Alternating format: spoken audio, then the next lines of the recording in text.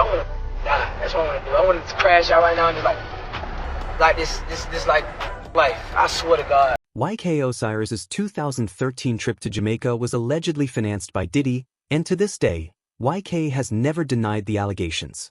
Now, almost 12 years later, YK Osiris is spilling all the details. And let's just say that Diddy is one of the main reasons why Osiris wants to leave the industry. Dark secrets and even darker video recordings are being put on display, and not even 50 Cent could have expected what Diddy did to YK Osiris during their secret trip.